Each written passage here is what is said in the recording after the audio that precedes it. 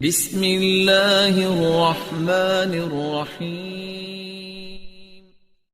اب ہم آتے ہیں سیدنا صالح علیہ السلام کے قصے کی طرف۔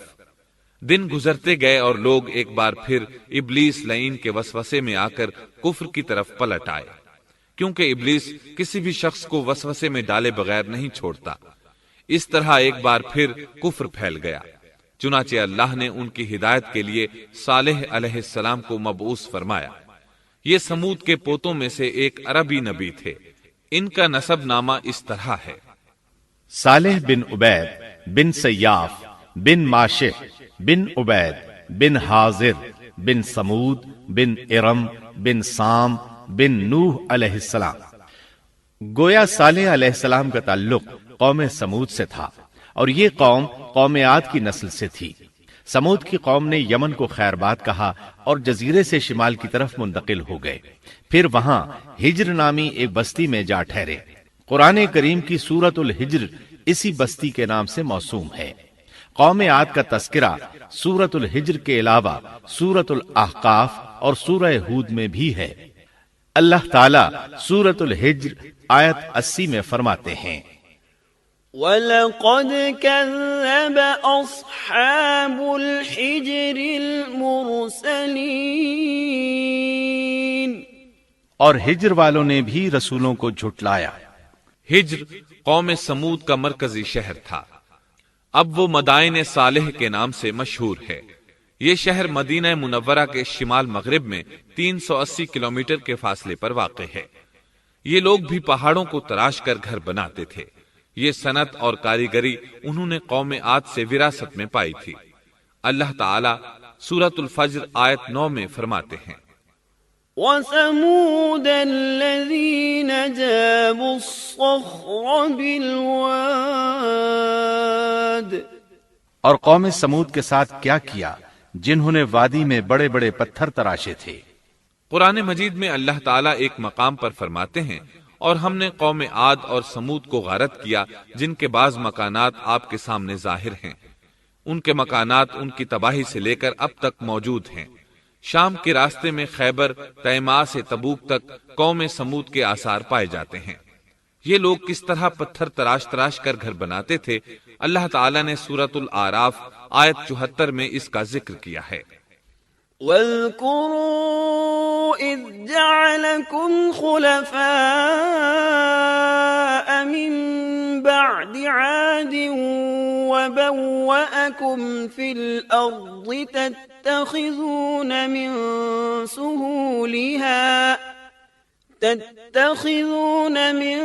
سُهُولِهَا قُصُورًا وَتَنْحِتُونَ الْجِبَالَ بُيُوتًا فاذكروا آلاء الله ولا تعثوا في الأرض مفسدين۔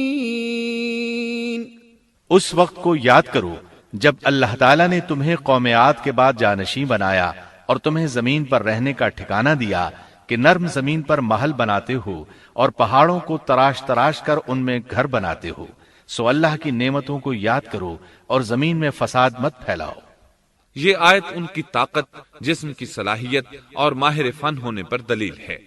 پہاڑوں کو تراشنا دراصل قوم عاد کی عادت تھی۔ یہ بھی چونکہ انہی سے تھے، اس لیے وراثت میں یہ کام انہیں بھی آ گیا تھا۔ جس طرح اللہ نے عاد کو اپنی نعمتوں سے نوازا تھا، اسی طرح سمود کو ان سے بڑھ کر نعمتیں دی تھیں۔ اللہ تعالیٰ صالح علیہ السلام کی زبانی ان سے فرماتے ہیں: اے قوم سمود، کیا تمہیں ان چیزوں میں بے فکری سے رہنے دیا جائے گا، یعنی باغات، چشموں، کھیتوں اور کھجوروں میں جن کا خوشہ ملائم ہے، اور تم پہاڑوں کو تراش کر پرتکلف گھر بناتے ہو؟ پس اللہ سے ڈرو اور میرا کہنا مانو۔ لیکن ان لوگوں نے ہر طرح سے قوم عاد کی پیروی کی، نصیحت پکڑنے کی بجائے بتوں کی عبادت شروع کر دی۔ اللہ نے ان کے درمیان صالح علیہ السلام کو مبعوث فرمایا۔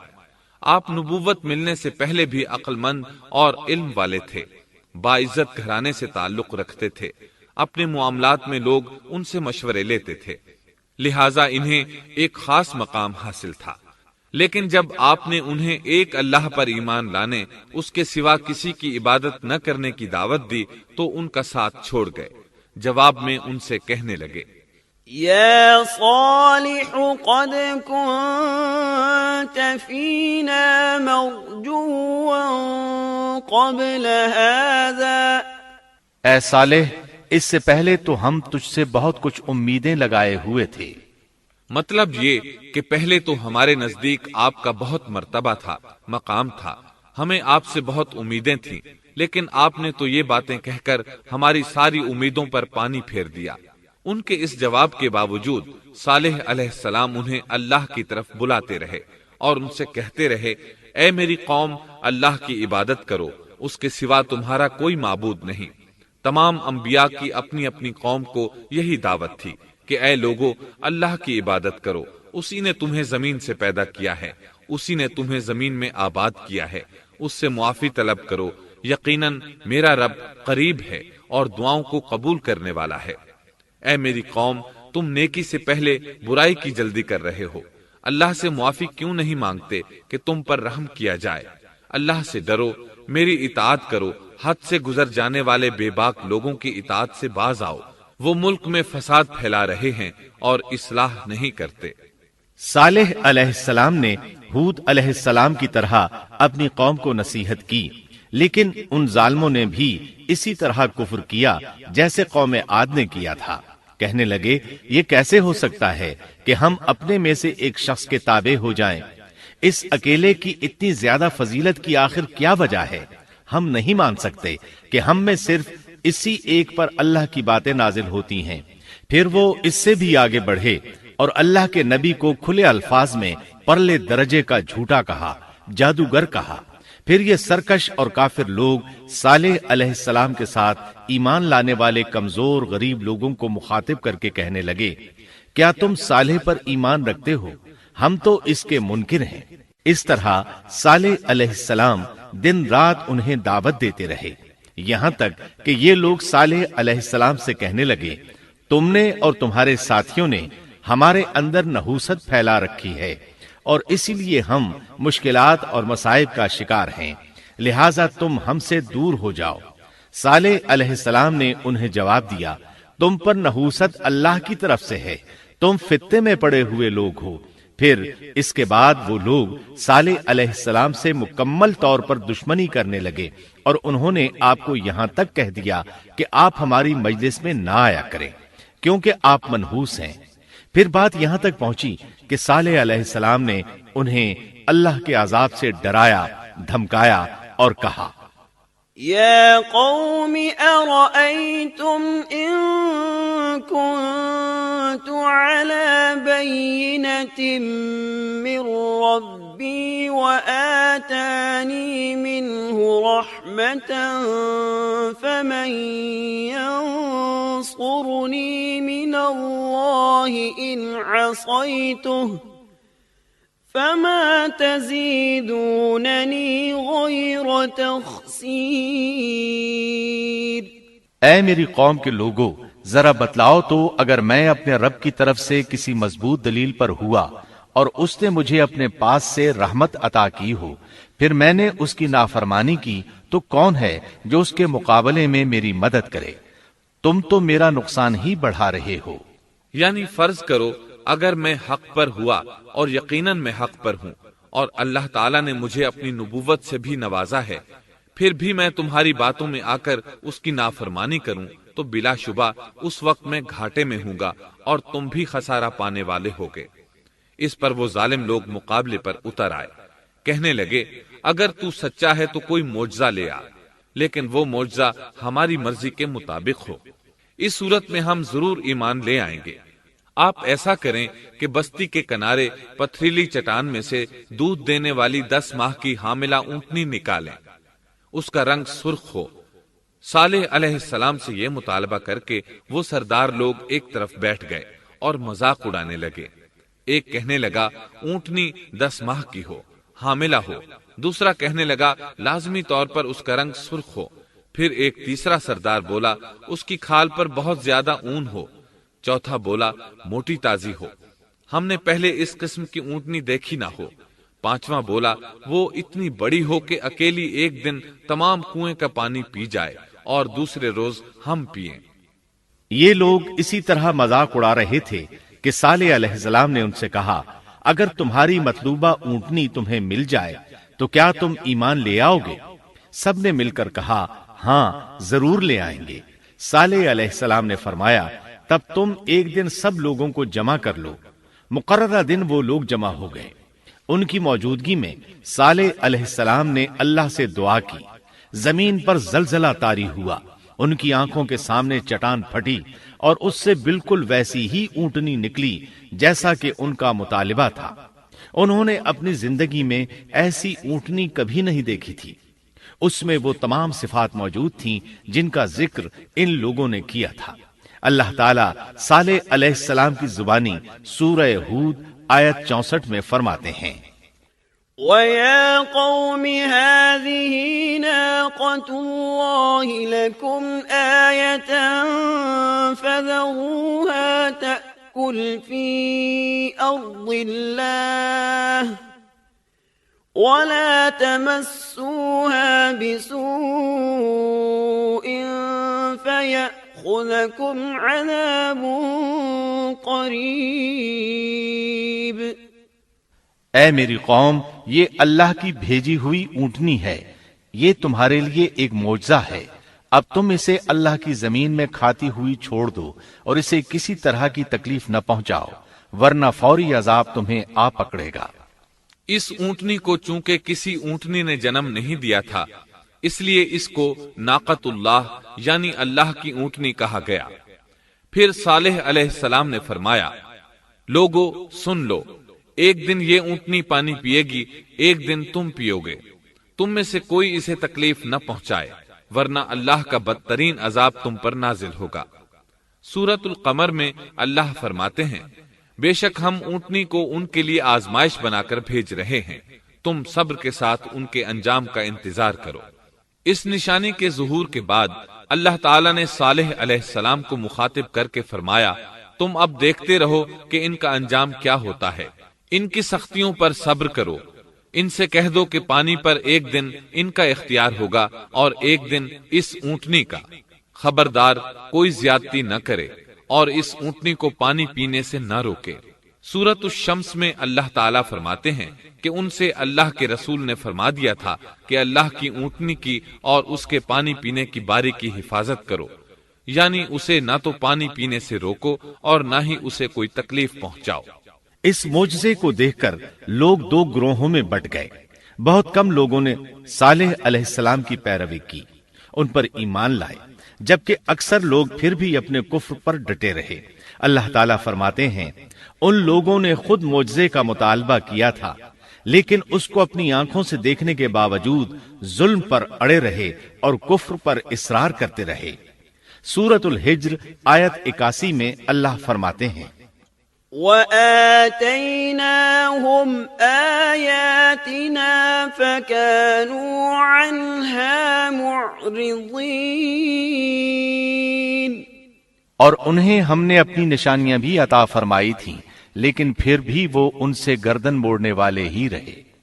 اسی طرح سورہ بنی اسرائیل میں اللہ تعالیٰ فرماتے ہیں، ہم نے قوم سمود کو نشان کے طور پر اونٹنی عطا فرمائی تھی، لیکن انہوں نے اس پر ظلم کیا۔ بلا شبہ وہ ایک واضح نشانی تھی، کوئی شخص یہ نہیں کہہ سکتا تھا کہ جادوگروں نے اسے پیدا کیا ہے۔ وہ اونٹنی ان میں موجود رہی، ان کے علاقے میں جہاں چاہتی چرتی، جب کنویں پر پانی پینے جاتی تو سارا پانی پی جاتی۔ وہ لوگ اس کا دودھ پیتے، دودھ سب کے لیے کافی ہو جاتا۔ ان کی آنکھوں کے سامنے اس نے ایک بچے کو جنم دیا، وہ شکل صورت میں بالکل اپنی ماں جیسا تھا۔ لوگ اسے دیکھ کر تعجب کرتے، بچہ اونٹنی کے ساتھ رہتا، یہ ایک واضح نشانی تھی۔ اس پر جادو کا گمان کیا ہی نہیں جا سکتا تھا۔ وہ اونٹنی ایک عرصے تک ان لوگوں میں رہی۔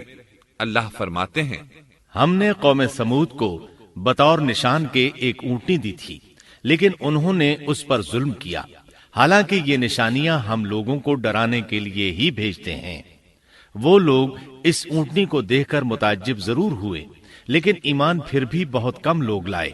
حالانکہ اس نشانی کے بعد انہیں چاہیے تھا ایمان لے آئیں۔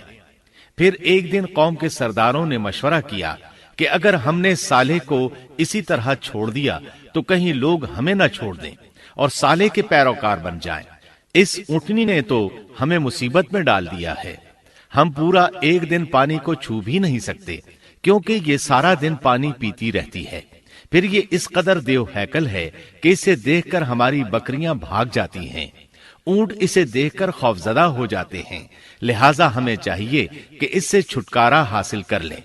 وہ آپس میں مشورہ کرتے رہے، آخر انہوں نے ایک آدمی منتخب کیا۔ مورخین کا اس پر اتفاق ہے کہ اس کا نام قدار بن سالف تھا، اس کے ساتھ اس کا ایک ساتھی بھی تھا۔ ان دونوں نے مل کر اونٹنی کو قتل کیا۔ اللہ تعالی سورۃ القمر آیت 29 اور 30 میں فرماتے ہیں، فنادوا صاحبهم فتعاطى فعقر فكيف كان عذابي ونذر۔ پھر انہوں نے اپنے ساتھی کو بلایا، تب اس نے ہاتھ بڑھایا اور اس کی کونچیں کاٹ دیں، پھر دیکھا ہمارا عذاب اور ڈراوا کیسا تھا۔ اس قدار کے بارے میں نبی کریم صلی اللہ علیہ وسلم کا ارشاد ہے کہ پہلے لوگوں میں سے سب سے زیادہ بدبخت یہی تھا۔ اللہ تعالیٰ نے قرآن مجید میں اس کا ذکر یوں فرمایا ہے، فنادوا صاحبہم، پھر انہوں نے اپنے ساتھی کو پکارا۔ سورۃ الشمس میں اللہ فرماتے ہیں، اذ انبعث اشقاها، جب ان میں بڑا بدبخت شخص اٹھ کھڑا ہوا۔ یہ بدبخت قدار اٹھا، اپنے ساتھی کو ساتھ لیا اور اونٹنی کو قتل کرنے کے لیے تیار ہو گئے۔ آپس میں مشورہ ہوا کہ یہ نہ کہا جائے ہم نے اسے قتل کیا ہے۔ اس طرح باقی لوگوں نے بھی ان سے اتفاق کیا۔ اللہ تعالی سورہ نمل آیت 48 میں فرماتے ہیں، وَكَانَ فِي الْمَدِينَةِ 9 رَهْطٍ يُفْسِدُونَ فِي الْأَرْضِ وَلَا يُصْلِحُونَ، اور اس شہر میں 9 آدمی ایسے تھے جو زمین میں فساد کرتے تھے اور اصلاح نہیں کرتے تھے۔ مطلب یہ کہ یہ لوگ فساد کی انتہا کو پہنچے ہوئے تھے، ان میں بھلائی نام کو نہیں تھی اور نہ ان کا فساد کی اصلاح کا ارادہ تھا۔ بخاری، مسلم اور مسند احمد کی ایک حدیث میں ہے، رسول اللہ صلی اللہ علیہ وسلم نے ایک بار اپنے خطبے میں اس اونٹنی اور اسے مار ڈالنے کا ذکر فرمایا۔ آیت اذم بعثا اشقاہا کی تلاوت کرتے ہوئے فرمایا کہ جیسے ابو زمعہ تھا، اسی جیسا یہ شخص بھی اپنی قوم میں عزیز، دلیر اور بڑا آدمی تھا۔ تمام لوگوں نے اس بدبخت کے ساتھ عہد کیا اور اسے یقین دہانی کرائی کہ اگر تمہارے ساتھ کسی نے برائی کا ارادہ کیا تو تمام قوم تمہاری حمایت میں اٹھ کھڑی ہوگی۔ اس یقین دہانی کے بعد یہ بدبخت اونٹنی کے انتظار میں بیٹھ گئے۔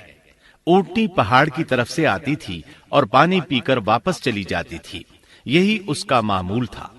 جب ان لوگوں نے چٹان سے اونٹنی کو نکلتے دیکھا تو اچانک حملہ کرنے کے لیے آگے بڑھے، لیکن اس کا جثہ دیکھ کر خوفزدہ ہو گئے، الٹے پاؤں بھاگے۔ بدبخت قدار نے اپنے ساتھیوں کی یہ حالت دیکھی تو ہنس پڑا اور آگے بڑھ کر اونٹنی کی ران میں تیر مارا۔ اس سے اونٹنی کی ران کی ہڈی ٹوٹ گئی اور وہ نیچے گر گئی۔ پھر اس ظالم نے اپنے ساتھیوں کو آواز دی اور آگے بڑھ کر اونٹنی کی کونچیں کاٹ دی۔ سورۃ الشمس میں اللہ تعالیٰ فرماتے ہیں، ان لوگوں نے اپنے پیغمبر کو جھوٹا سمجھ کر اس اونٹنی کی کونچیں کاٹ دی، پس ان کے رب نے ان کے گناہوں کے باعث ان پر ہلاکت ڈالی اور پھر ہلاکت کو عام کر دیا اور اس بستی کو برباد کر دیا۔ اونٹنی کی کونچیں کاٹ دیے جانے کے بارے میں اللہ تعالیٰ ایک دوسرے مقام پر فرماتے ہیں کہ پس انہوں نے اونٹنی کو مار ڈالا اور اپنے پروردگار کے حکم سے سرتابی کی اور کہنے لگے، اے صالح، جن عذابوں سے تو ہمیں دھمکاتا رہتا تھا، اگر تو واقعی پیغمبر ہے تو ان عذابوں کو ہم پر نازل کرا دے۔ اونٹنی پر حملہ ہوتے ہی اس کا بچہ بھاگ نکلا تھا۔ وہ پہاڑ کی چوٹی پر چڑھ گیا، 3 مرتبہ بلبلایا۔ یہ بدبخت اس کے پیچھے بھاگے اور آخر اسے بھی قتل کر دیا۔ پھر تمام بستی والے جمع ہوئے، اونٹنی اور اس کے بچے کا گوشت تیار کیا اور مزے کے ساتھ اس کو کھایا۔ اس جرم میں ان سب نے شرکت کی، البتہ جو لوگ صالح علیہ السلام پر ایمان لے آئے تھے وہ الگ تھلگ رہے۔ صالح علیہ السلام کو جب یہ خبر ملی تو وہ گھبرائے ہوئے اونٹنی کے پاس پہنچے۔ اونٹنی بے جان پڑی تھی، اس کا بچہ بھی بے جان تھا۔ لوگ ان کے گرد جمع تھے اور ان کا گوشت کھا رہے تھے۔ اس وقت صالح علیہ السلام نے ان سے کہا، فقال تمتعوا في داركم 3 أيام ذلك وعد غير مكذوب۔ اس پر صالح نے کہا کہ اچھا تم 3 دن تک اپنے گھروں میں رہ سہ لو، یہ وعدہ جھوٹا نہیں ہے۔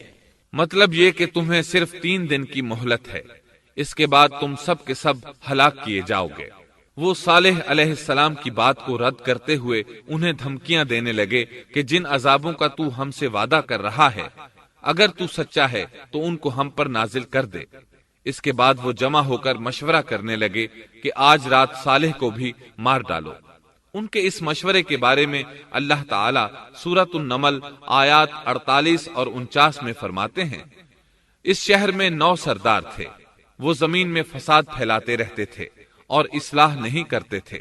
انہوں نے آپس میں بڑی بڑی قسمیں کھا کھا کر عہد کیا کہ رات ہی کو صالح اور اس کے گھر والوں پر چھاپا ماریں گے اور اس کے وارثوں سے صاف کہہ دیں گے کہ ہم اس کے اہل کی ہلاکت کے وقت موجود نہیں تھے اور ہم بالکل سچے ہیں۔ اب یہ لوگ صالح علیہ السلام کے گھر کی طرف چلے۔ اللہ تعالی سورۃ النمل آیات 50 اور 51 میں فرماتے ہیں، وَمَكَرُوا مَكْرًا وَمَكَرْنَا مَكْرًا وَهُمْ لَا يَشْعُرُونَ فَانظُرْ كَيْفَ كَانَ عَاقِبَةُ مَكْرِهِمْ أَنَّا دَمَّرْنَاهُمْ وَقَوْمَهُمْ أَجْمَعِينَ۔ اور انہوں نے ایک داؤ کھیلا، سو ہم نے بھی ایک ایسا داؤ کھیلا کہ انہیں خبر بھی نہ ہوئی۔ پھر دیکھو کہ ان کے داؤ کا کیا انجام ہوا، ہم نے انہیں اور ان کی ساری قوم کو ہلاک کر دیا۔ صالح علیہ السلام کا گھر پہاڑ کی بلندی پر تھا۔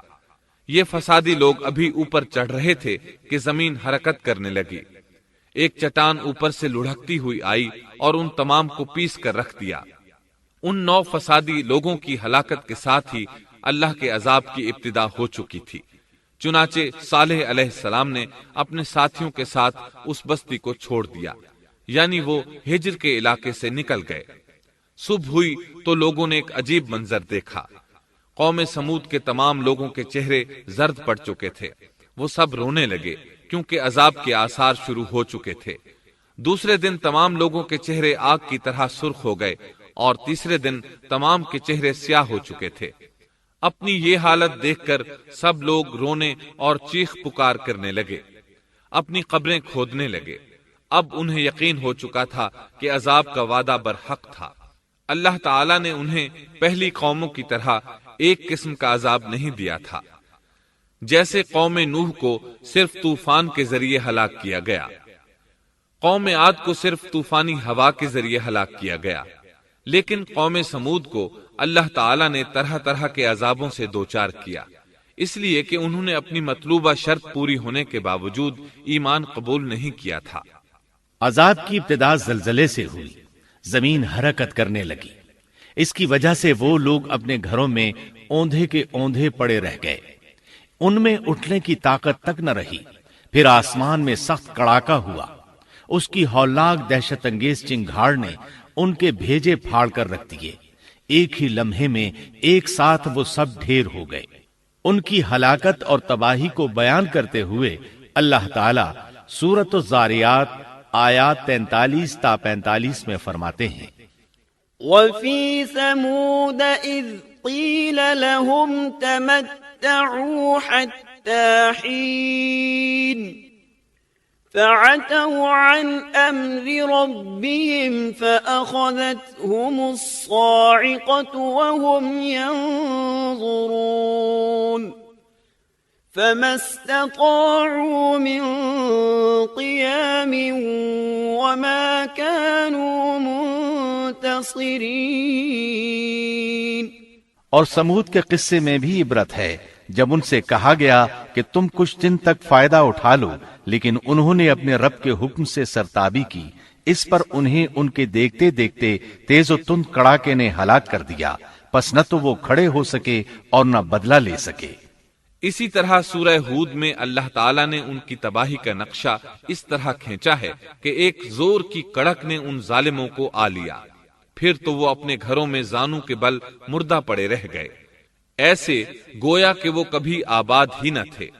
سورۃ القمر میں اللہ نے ان کی رسوائی ان الفاظ میں بیان کی ہے: ہم نے ان پر ایک چیخ بھیجی، پھر وہ ایسے ہو گئے جیسے کانٹوں کی باڑ کا چورا۔ دوسری طرف صالح علیہ السلام اور ان کے ساتھیوں کو اللہ تعالیٰ نے اپنی رحمت سے نجات دی۔ اللہ تعالیٰ سورہ ہود آیت 66 میں فرماتے ہیں: فلما جاء أمرنا نجينا صالحا والذين آمنوا معه برحمة منا ومن خزي يومئذ إن ربك هو القوي العزيز۔ پھر جب ہمارا فرمان آ پہنچا، ہم نے صالح اور ان پر ایمان لانے والوں کو اپنے فضل سے اس سے بچا لیا اور اس دن کی رسوائی سے بھی۔ یقیناً تیرا پروردگار نہایت توانا اور غالب ہے۔ اس قوم کے آثار آج تک باقی ہیں۔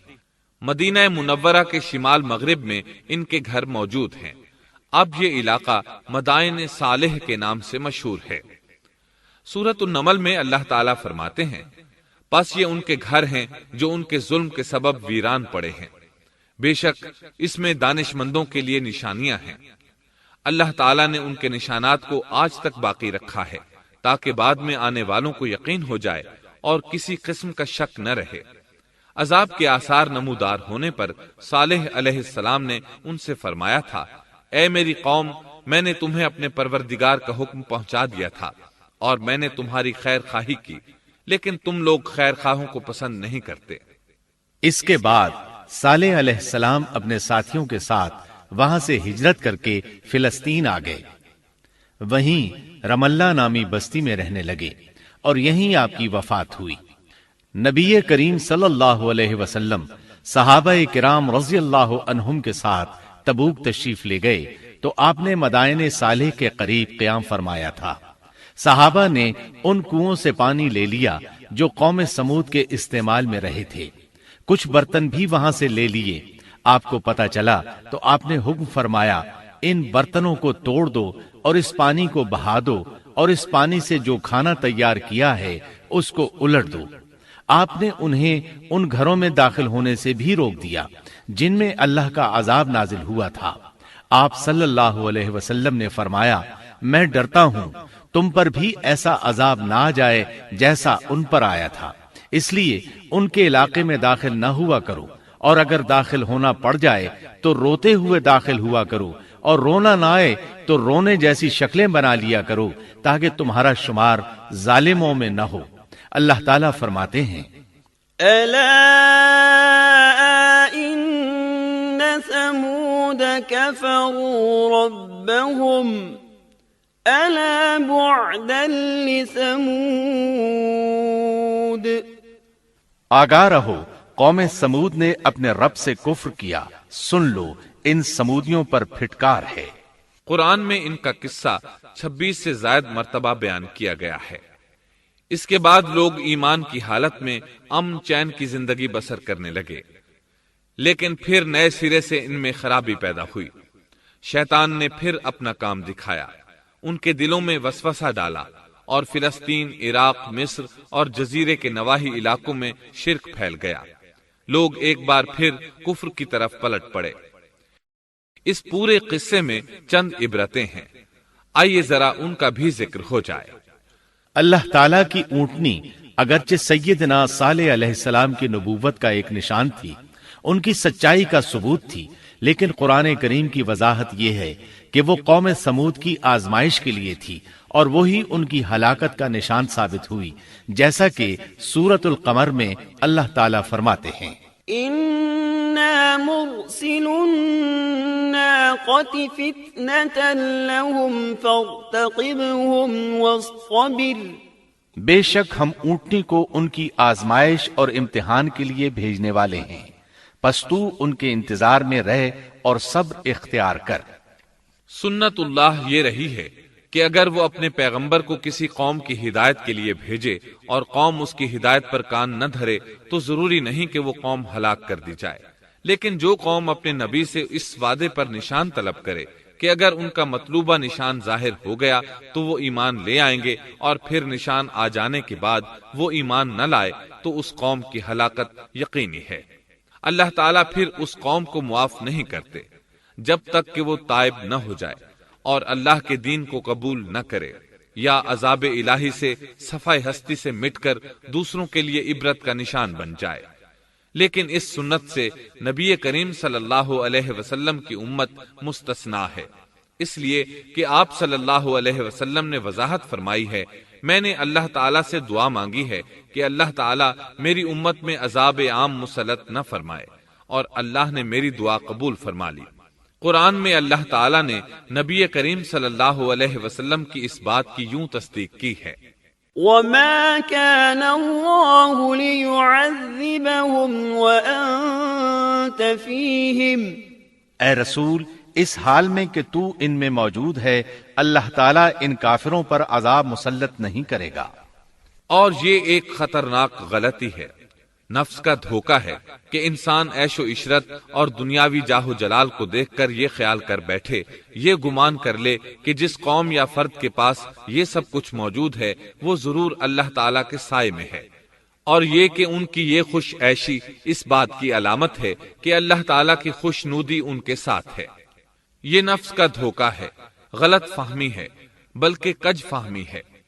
قرآن کریم کے اس واقعے میں جگہ جگہ اس بات کی وضاحت ہے کہ بعض اوقات زیادہ سے زیادہ خوش عیشی زیادہ سے زیادہ عذاب کا پیش خیمہ ثابت ہوتی ہے، اگرچہ قوموں کے لیے اس کی مدت چند ماہ یا چند سال نہیں بلکہ گھبرا دینے والی مدت ہی کیوں نہ ہو، مگر ہر قسم کی دنیاوی کامیابیوں اور خوش عیشیوں کے ساتھ جب ظلم، سرکشی اور غرور کسی قوم کا مستقل شعار بن جائے تو سمجھ لو اس کی تباہی اور ہلاکت کا وقت قریب آ پہنچا۔